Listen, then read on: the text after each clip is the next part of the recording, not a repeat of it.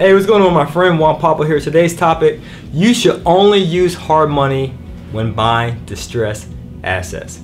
In 2010, I bought my first beat up property. I was jumping for joy. When I walked in there, it smelled like some cat urine, but it smelled like money to me. Just money, because I'm buying this property with some great value. However, I bought the property all the way wrong. I used personal credit cards. I also used to refinance for my cars. This is what I did. I had a car I owned free and clear. Went to my credit union and said, hey, can I get a loan on this? It's kind of like a cash out refinance for properties before a car. And she said, sure. The value is $7,500 for this car, Kelly Blue Book value. You know what? We can give you a loan of $7,000. Here's your check. And you owe us $100 or $150 a month. This was years ago, 2010. So I'm jumping for joy. Woo! I have $7,000. But wow, I still need more money to buy this distressed property, a single family house, as well as to fix it up. So I use my personal credit cards. Swipe it, swipe it, swipe it, swipe it, swipe it. To the point, got the property fixed up, hooray. Got a tenant in there, hooray. And I go to my mortgage company and I ask for a refinance. No problem, sign here. And then I continue that process to refinance the property, and then the appraisal came back at $70,000. Woo! I was jumping for joy. Total cash I put in for my credit cards and the refinance for my car was about $35,000, but the property was valued at $70,000, more than double what I put in. But guess what? I didn't get qualified. Why? My debt to income ratio. Some of you guys might have guessed it. My debt to credit ratio as well. It was way too high as a result of me using personal credit cards. Is that a problem? Of course it is.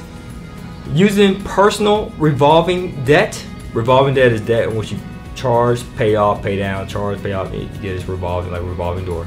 You can continuously use it as much as you want.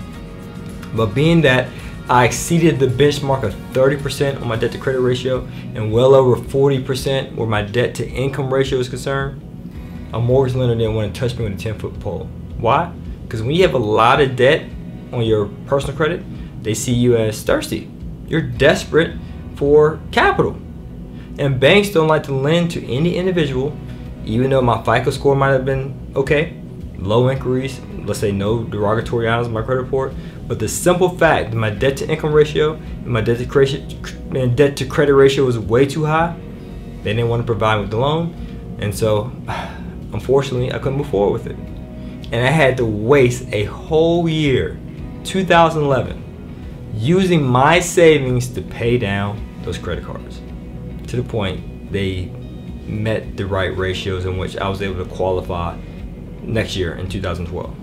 It wasn't fun.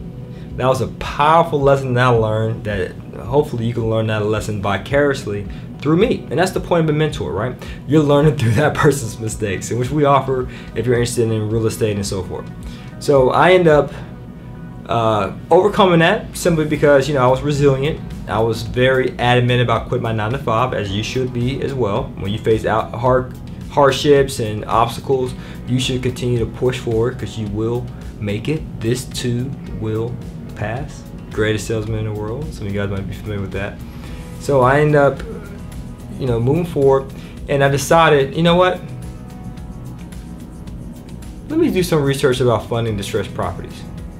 Did some research, and then I came across hard money. Hard money is a lender, normally private lenders, that will lend you the money to acquire the asset as well as to fix it up. And do those hard money loans show up on your personal credit report? Absolutely not. Do those hard money loans, are they considered revolving debt? Absolutely not. It's considered installment debt, which does not have an impact on your debt to credit ratio or debt to income ratio. So if I had to rewind the hands of time, of course I wouldn't, because I appreciate that learning experience. It allows me to share with you so you won't make that same mistake. But if I didn't have the ability to rewind the hands of time, I would have used hard money first and foremost.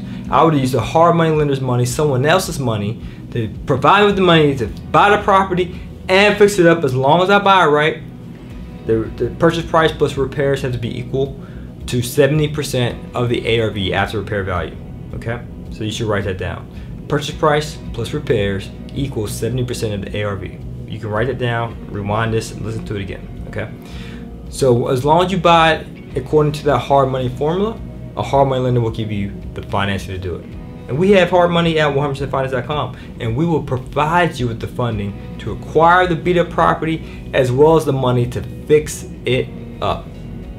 Now, if you use hard money to acquire distressed assets, the great thing about that is this.